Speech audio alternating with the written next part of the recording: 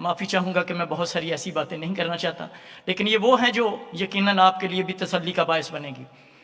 پادری صاحب نے ابھی جب ورشپ میں کچھ الفاظ ادا کیے کہ باہر نکلیں، تو باہر نکلنا ہی ضروری ہے۔ گزرے کل میں اتفاق سے والمارٹ گیا اور وہاں کو وہ کام کرتے ہوئے دیکھا جو آپ کا اور میرا ہے، اور میرے اور آپ کے منجی نے کہا تھا کہ پس جاؤ اور پوری خلق میں جا کر انجیل کی منادی کرو، لیکن افسوس آج دوسرے باہر منادی کر رہے ہیں اور ہم ابھی تک وہاں تک نہیں پہنچے۔ میری دعا ہے کہ خداوند ہم سب کو ایسا کرنے کی توفیق بخشے۔ اس سے ایک چیز میں ضرور نمایاں واضح کرنا چاہتا ہوں کہ اس کا مطلب ہے کہ پادری صاحب یا چرچ کی جو پالیسی ہے، پوری کلیسیا کی بھی وہی پالیسی ہے کہ جاؤ اور پوری خلق میں جا کر انجیل مقدس کی منادی کرو۔ آج کے کلام سے پہلے کچھ چیزیں ضروری جو آپ کی نظر کیے جاتا ہوں۔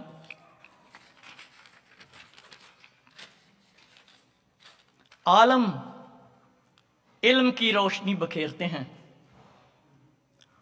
رہنما رہنمائی کرتے ہیں، اور استاد بناتے ہیں۔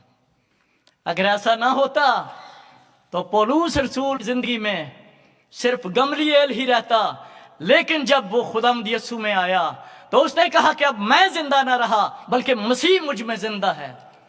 یہ وہ کلام ہے جس کی ہم بڑی حفاظت کرتے ہیں دنیاوی طور پر، اور کوشش کرتے ہیں کہ یہ اونچی جگہ پر بھی رکھا جائے۔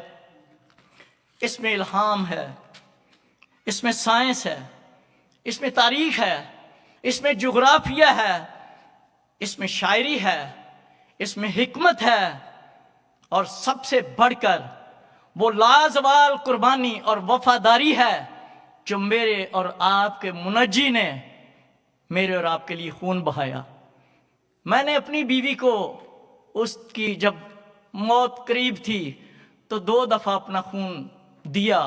اس سے پہلے مجھے خون کے رنگ کا پتا تھا، لیکن خون کی تاثیر کا نہیں پتا تھا کہ خون زندگی دیتا ہے۔ اور جب میں اس سارے واقعات کے بعد خداوند یسوع کی خدمت کے لیے آیا تو مجھے اندازہ ہوا کہ اس کا خون رائے گا نہیں گیا، اور اس کا خون ابد تک اسی طرح لوگوں کی رہنمائی کرے گا۔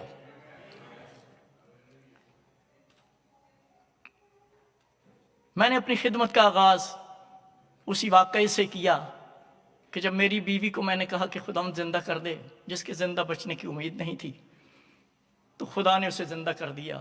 اور میں نے کہا کہ میں باہر نکل کر لوگوں کے درمیان تیری گواہیاں سناؤں گا اور اب تک تیری خدمت کروں گا جب تک کہ زمین پر میرا قیام ہے۔ لیکن جب میں عام عزیزوں تک گیا، لوگوں تک گیا، ہر وقت آئیے جناب بیٹھیں، بہن بھائی وغیرہ وغیرہ، ہر محفل میں نئی نئی چیزیں پیش کی جاتی، ہاللویا کے نعرے بھی کہا جاتا کہ لگائیں، اور وہ بھی 1 دفعہ نہیں، پورے 3 دفعہ۔ اور پھر پلپٹ سے بھی ایسی آوازیں آنا شروع ہوئیں کہ ہم خدا کے لوگ، ہم خدا کے لوگ، اور بار بار یہ پوچھا جاتا تھا کہ آپ خوش ہیں؟ جواب آتا جی ہم خوش ہیں۔ اچھا کتنے خوش ہیں؟ جواب آتا جی سارے خوش ہیں۔ پھر سوال پوچھا جاتا کہ آپ خدا کو دیکھنا چاہتے ہیں؟ جواب آتا جی ہم دیکھنا چاہتے ہیں۔ پھر کہتے کتنے ہیں جو دیکھنا چاہتے ہیں؟ کہا جی سارے ہی ہیں جو دیکھنا چاہتے ہیں۔ ہر وقت میرے لبوں پر بھی ہم خدا کے لوگ، ہم خدا کے لوگ کی گردان شروع ہو گئی۔ اسی طرح سے میری زندگی بھی چلتی رہی اور میں بھی اس گردان کو لے کر چلتا رہا، ہم خدا کے لوگ، ہم خدا کے لوگ، ہم خدا کے لوگ۔ وہاں پر ایک ہاسپٹل میں ایک فیملی فرینڈ باجی کام کیا کرتی تھی، چونکہ وہ عمر میں مجھ سے بڑی تھی اور اس وقت میں بھی جوان تھا۔ باجی کے پاس، باجی کے بیگ میں ہر وقت روحانی نسخے اور مشورے رہتے تھے، اور جس کو وہ دیکھتی تو باجی مشوروں سے نوازنا شروع ہوئی۔ ایک دفعہ اتفاق سے اس ہاسپٹل میں گیا تو میں نے کہا کہ باجی سے ضرور ملا جائے، کچھ روحانی نصیحت حاصل کی جائے۔ باجی نے فوراً سے بہت ساری مشورے دینے شروع کیے۔ انہوں نے کہا بیٹا ہم شاہی کہنوں کا فرقہ ہیں، اور میں شرمسار ہو گیا کہ مجھے واقعی نہیں پتا تھا کہ ہم شاہی خانوں کا فرقہ ہیں۔ پھر مجھے تسلی ہوئی کہ واقعی میں بھی شاید کوئی شہزادہ ہوں۔ باجی نے کہا کہ دیکھ ارد گرد کے لوگوں کی طرف، انہوں نے کہا یہ ہمارے کمی کمین ہیں، ہم شہزادے ہیں، ہم خدا کے لوگ ہیں۔ میں اور بھی شرمندہ ہو گیا کہ اتنے برسوں سے مجھے کیوں نہیں پتا چلا کہ ہم خدا کے لوگ ہیں اور ہم شاہی خانوں کا فرقہ بھی ہیں۔ جو نسخے اور بتائے، اس نے کہا دیکھ میں یہاں پر جاب شروع ہوتی ہے، میں آرام کے ساتھ آتی ہوں، اپنے بچوں کو اسکول بھیج کر، اپنے خامند کو جاب پہ جانے کے بعد پھر میں یہاں آتی ہوں، پھر میں انسپیکٹ کرتی ہوں چیزوں کو، دیکھتی ہوں کہ لوگ کیا کر رہے ہیں، پھر میں اپنا کام تھوڑی سی جانچ پڑتال کر کے پھر میں چلی جاتی ہوں گھر، پھر میں کھانا بناتی ہوں، اور اس کے بعد پھر جب چھٹی ہونے کے وقت سے کچھ پہلے میں آ کر پھر انسپیکشن کرتی ہوں۔ اور یہ خدا کے لوگوں کی بہت بڑی پہچان مجھے پہلی دفعہ سمجھ آئی، اور میں شرمسار ہوا کہ مجھے یہ ساری چیزیں پہلے سے کیوں نہیں پتا تھا۔ ہم خدا کے لوگ ایک دفعہ ایک ٹیکسی ڈرائیور کے ساتھ الجھ پڑا، اس کے ساتھ جو ہی میں نے جھٹ سے وہ فارمولہ نکالا، جی ہم خدا کے لوگ، ٹیکسی ڈرائیور سمجھدار تھا، اس کا لباس بھی صاف تھا، پڑھا لکھا بھی لگتا تھا، اس کی ٹیکسی بھی صاف تھی۔ اس نے کہا جی میں آپ کا مطلب سمجھ گیا ہوں، کیا یہ سارے لوگ جو ہیں یہ خدا کے نہیں ہیں؟ آپ کہنا کیا چاہ رہے ہیں کہ صرف آپ بھی خدا کے لوگ ہیں؟ یقین جانیں اس وقت جو شرم مجھے آئی کہ خداوند واقعی دنیا کے سارے لوگ تو وہ ہیں کہ سارے کے سارے جن کو خدا نے بنایا، لیکن میں سارا دن یہی گردان، ہم خدا کے لوگ، ہم خدا کے لوگ۔ آئیے کلام میں سے دیکھتے ہیں کہ خدا کے لوگ کیسے ہوتے ہیں۔ آج کا میرا ٹاپک ہے شکر گزاری، لیکن شکر گزاری کو جب میں نے غور سے پڑھا تو جب تک آپ کے اندر وفاداری نہیں ہوتی آپ کی شکر گزاری بھی نہیں ہو سکتی، چونکہ شکر گزاری کے لیے وفاداری ایک شرط ہے کہ آپ خدا کے ساتھ وفادار بھی ہیں یا نہیں۔ آج کا جو ٹاپک آپ کے لیے چنا گیا وہ شکر گزاری، وفاداری ہے، اور یہ پہلا سیموئل اس کا پہلا باب اس کی 9 سے 18 آیت میں آپ کے لیے تلاوت کرتا ہوں۔ چونکہ آپ سب عزیز جانتے ہیں پہلے سے اس کہانی کو جو آج میں بیان کرنے لگا ہوں، لیکن آج آپ کے سامنے یہ پیش کیا جائے گا کہ کیا خدا کے لوگ ایسے ہوتے ہیں جو مشورے دیتے ہیں، یا خدا کے لوگ وہ ہوتے ہیں جو اپنی زندگیوں سے ظاہر کرتے ہیں کہ ہاں ہم خدا کے ساتھ وفادار ہیں اور وفاداری کے ساتھ اس کی شکر گزاریاں کرتے ہیں۔ پہلا سیموئل اس کا پہلا باب اس کی 9 سے 18 آیت تک۔ اور جب وہ سیلا میں، ایک علاقے کا نام ہے، کھا بھی چکے تو حنا اٹھی۔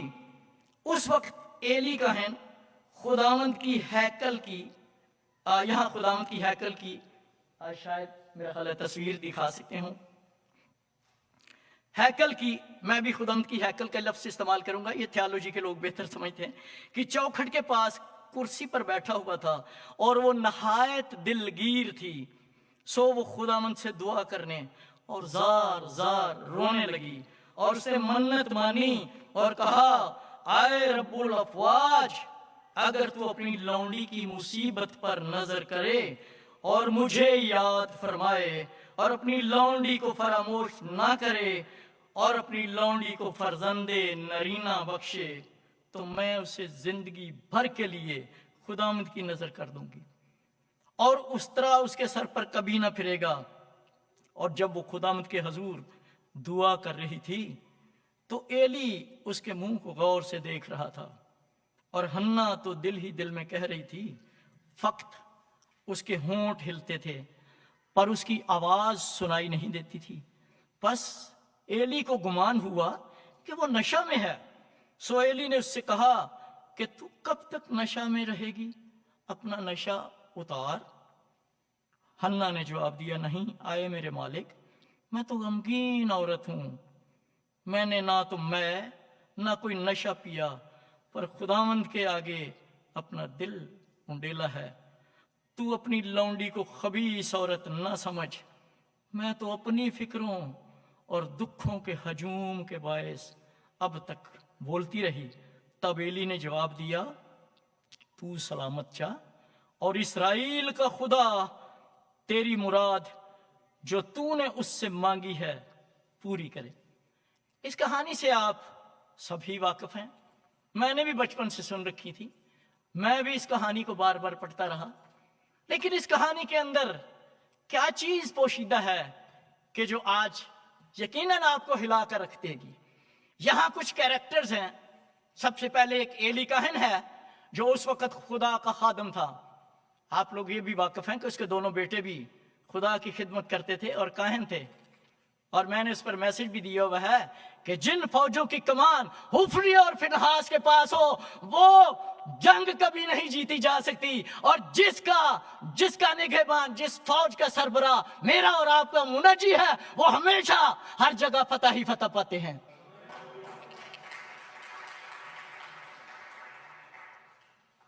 حنا نے جو دعا کی، حنا کی دعا خداوند نے سنی، اور اس طرح سنی جس طرح اس نے چاہا تھا۔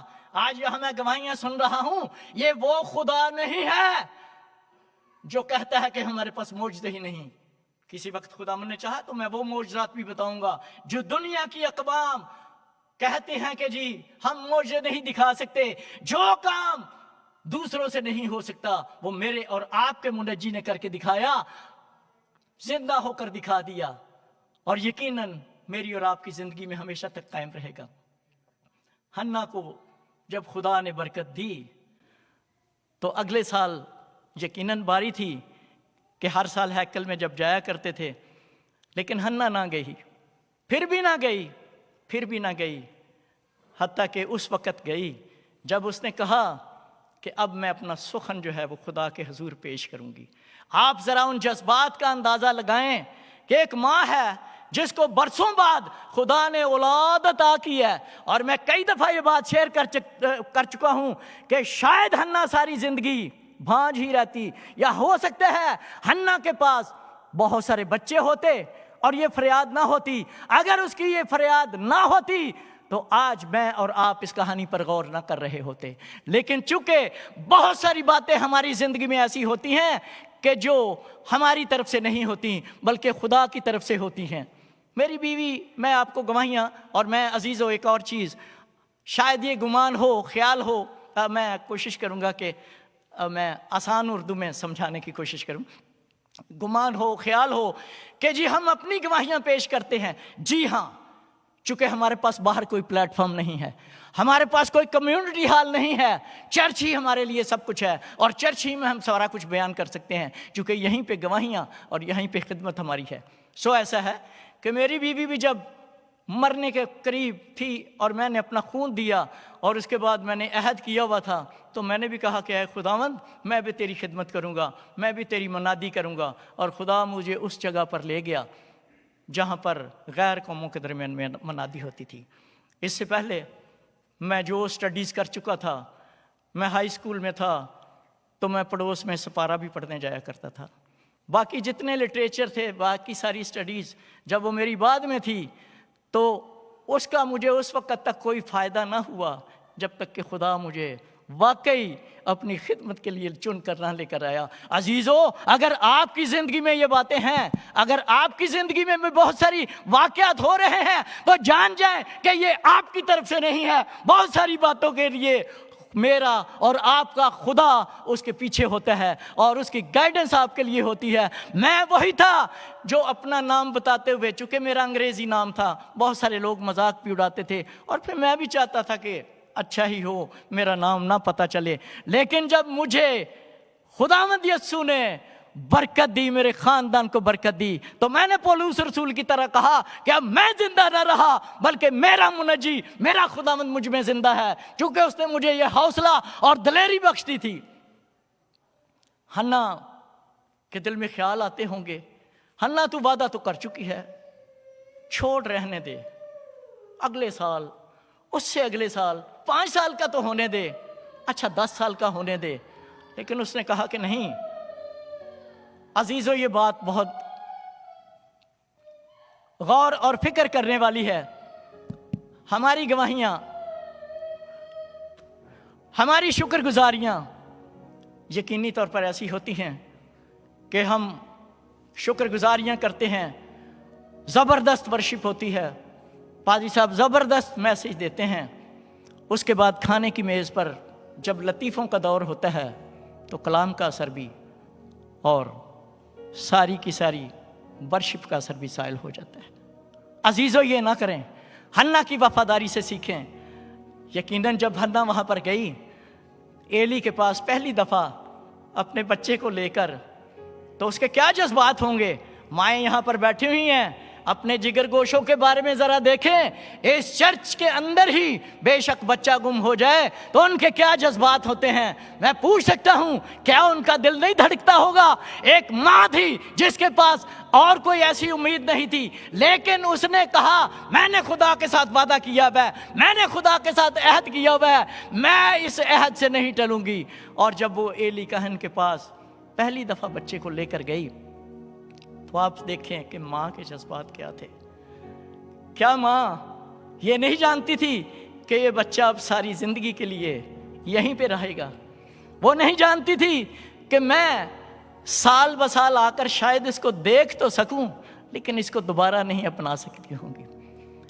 हन्ना ने जब उसको अपने बच्चे को एली को दिया होगा तो बच्चे ने कहा होगा मामा, हो सकता है उसने सैमुअल का नाम प्यार से सैमी भी रखा हो और वो कहती हो सैमी सैमी, लेकिन जब जो ही उसने एली कहन के हवाले किया होगा तो बच्चा डरा भी होगा।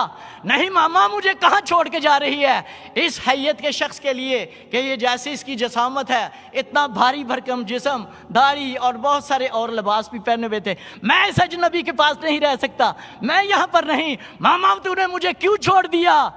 बच्चे ने आवाजें तो दी होंगी कि एक अजनबी के पास गया है। मामा ने भी कहा होगा पलटकर, फिरते जज्बात में, फिरते मोहब्बत में, अंदर की हन्ना ने कहा होगा हन्ना पागल हो चुकी है, तूने वादा किया था, तू कब मुकर रही है। ऐसा करना 10 साल का हो जाए फिर इसको देना, चल 15 वर्ष का हो जाए फिर इसको देना। लेकिन उसने कहा मैं बेशक जो मर्जी हो जाए, मैंने वादा किया है, मैंने अहद किया है कि मैं अपने बच्चे को खुदावंद के सुपुर्द करूंगी, मैं अपने बच्चे को सुपुर्द करके ही जाऊंगी। हो सकता है हन्ना एक कोस दूर गई हो, रंजीदा हो, परेशान हो, कहती हो हन्ना ऐसा कर कि जा वापस ले आ। दोबारा उसे कहेंगे कि एली कहन मैंने दे तो दिया है, अब मैं क्या करता हूं। लेकिन हन्ना ने उस औरत को मार दिया जिसने कहा होगा हन्ना वापस जा, अपने बेटे को लेकर आ। आप अपने बच्चों को देखें, लम्हे भर के लिए ओझल नहीं होने देते। उस माँ का हौसला देखें जिसने खुदा के साथ अहद किया था और उसने अहद को पूरा किया कि नहीं एली, अब ये हमेशा बच्चा तेरे पास ही रहेगा। और उसने दिल पर पत्थर बांधा। जिस तरह मैंने बयान किया है, हो सकता है सारी ज़िंदगी वो भांज ही रहती, हो सकता है उसके बहुत सारे बच्चे होते, लेकिन ऐसा नहीं हुआ।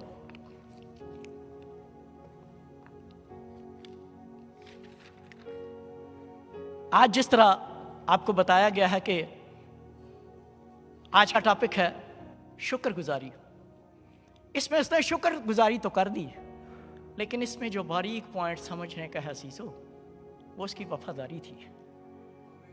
वो उसकी वफादारी थी। अगर उसकी वफादारी शामिल ना होती तो फिर कभी भी ऐसा ना हो सकता। मैंने इसीलिए आज के टॉपिक को शुक्रगुजारी के साथ वफादारी भी रखा है कि अगर मैं और आप और हम अगर खुदा के साथ वफादार नहीं हैं तो फिर हमारी शुक्रगुजारियाँ भी महज रस्मी ही हो सकती हैं। जॉर्ज फोरमैन, जो लोग बॉक्सिंग से दिलचस्पी रखते हैं, कि एक बहुत बड़ा नाम था, एक बहुत बड़ी शख्सियत थी, वर्ल्ड चैम्पियन भी रह चुका था।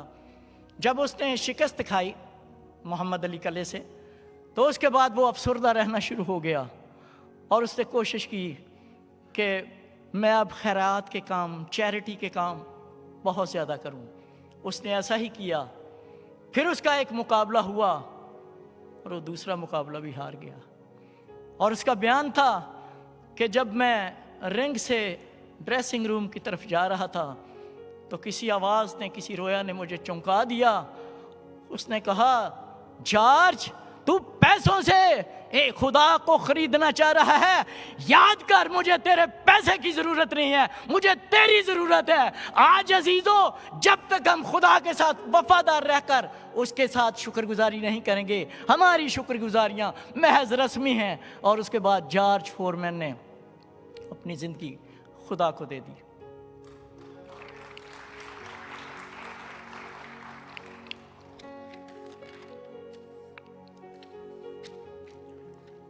जिस तरह मैंने जिक्र किया था कि हम हर बात में कहते हैं हम खुदा के लोग, हम खुदा के लोग, हम खुदा के लोग, और बहुत सारी चीज़ें भी हम रोज़ दोहराते रहते हैं। एक मसीही औरत थी, मुलाजमा थी, यकीनन ज़्यादा पढ़ी लिखी नहीं होगी, घरों में काम करती थी। उसकी मालकन ने बताया हमें कि मेरी माँ को मसीही लोगों के साथ बहुत चिढ़ थी और वो उन्हें पसंद नहीं करते थे कि कोई उनके घर में मुलाजमत भी करे। एक दिन एक औरत आई, उसने काम वगैरह सारे समझे, मेरी माँ ने काम बताए और जाते जाते उससे पूछा तू मसीही तो नहीं है, जिसका उसने कोई जवाब उस वक़्त नहीं दिया। उसके बाद 2-3 दिन के बाद वो औरत उसके बाद आई और उसने कहा कि मालिकन, मैं आपके साथ कोई बात करना चाह रही हूँ। कहा जी बात करें। उसने कहा जब मैं यहाँ पर काम करने के लिए आई थी तो आपने सारी बातें समझा दी, लेकिन मैंने आपकी इस बात का जवाब नहीं दिया कि मैं मसीही हूँ। मैं आपको ये बताना चाह रही हूँ कि मैं जब भी दुआ करने लगती हूँ मेरा ज़मीर मुझे मलामत करता है कि तूने झूठ बोल कर नौकरी ली है, तूने झूठ बोल कर। और मालिकन, मैं जब दुआ करती हूँ तो मेरा ज़मीर मुझे मलामत करता है, मैं आपकी नौकरी नहीं करूँगी और ये भी कि जो आपके साथ मेरे पैसे बनते हैं मैं वो भी नहीं लूँगी। अजीज़ों, खुदा के लोग ये हैं जो खुदा के हुक्मों पर अमल करते हैं। और अगर हम खुदा के हुक्मों पर उस तरीके से अमल नहीं कर रहे तो फिर हम जानने की ज़रूरत है कि क्या हमारी खुदा के साथ वफ़ादारी, हमारी खुदा के साथ कमिटमेंट यही है। मैंने जिस तरह बताया कि चूँकि बहुत सारी गवाहियाँ और जिस पे मैंने किताबें भी लिखी हैं कि किस तरीके से मेरी बेटियाँ बहुत छोटी थीं, उन्हें बाप की, माँ की शफ़क़त की ज़रूरत थी, लेकिन जब मैं शाम को घर आता था तो मेरे पास इतना वक्त नहीं होता था कि मैं अपने बच्चों को स्टडीज़ वगैरह करवा सकूं। आखिरकार ये सोचा कि खुदावंद क्या किया जाए।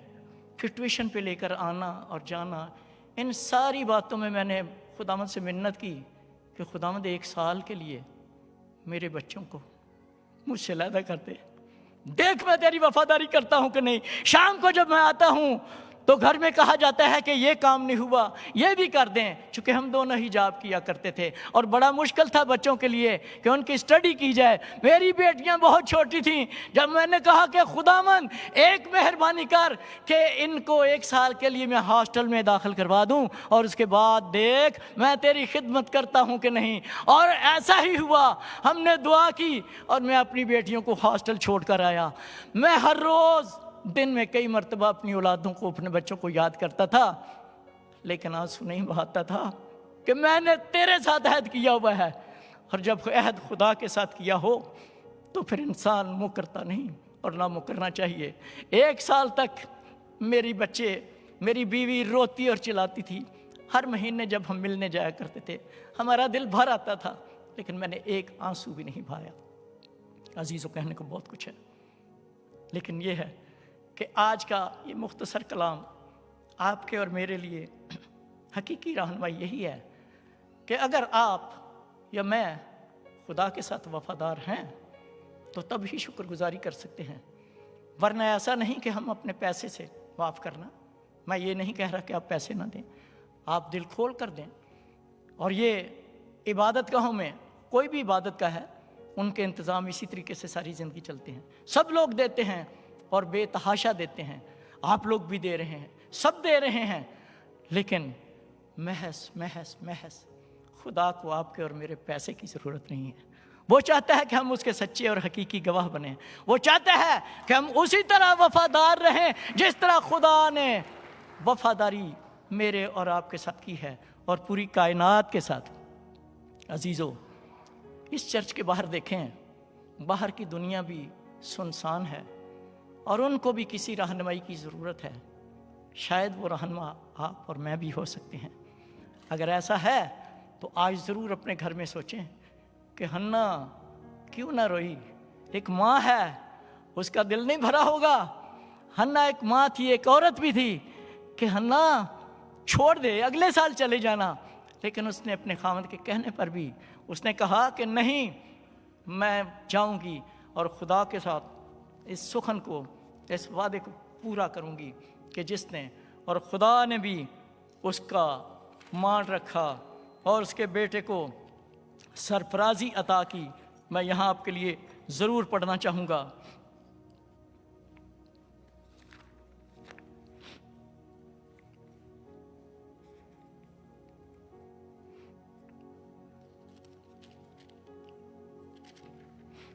اور اس نے بھی اس کی کسی بات کو مٹی میں ملنے نہ دیا، اور خداوند نے سیموئیل کو اسرائیل کا نبی اور قاضی بنا کرتے بھیجا۔ حالانکہ ایلی کے پاس اس کے 2 بیٹے بھی تھے، لیکن یہ برکت خدا نے سیموئیل نبی کے حصے میں دی۔ دوسرے باب میں پہلا سیموئیل اس کی دوسرے باب میں حنا کا گیت ہے، یہ بہت خوبصورت ہے۔ بہنوں سے خاص طور پر درخواست رہے گی کہ یہ گھر جا کر ضرور پڑھیں کہ کس طرح وہ کہتی ہے کہ خداوند نے میرا سینگ اونچا کیا اور خداوند کے وسیلہ سے یہ سب کچھ برکتیں میں نے پائی ہیں۔ عزیزو، آج کے اس چھوٹے سے مختصر کلام میں جو فوکسنگ چیز ہے وہ آپ کی اور میری وفاداری ہے۔ اگر آپ اور میں وفادار نہیں تو محض میرے ہدیہ دینے سے خدا خوش نہیں ہوگا۔ وہ چاہتا ہے کہ مجھے آپ کی ضرورت ہے۔ اگر آپ اس کے ساتھ ہیں تو وہ بھی آپ کے ساتھ ہے۔ خداوند آج کے کلام کے وسیلہ سے آپ کو اور سب خاندانوں کو برکت کرتا ہے۔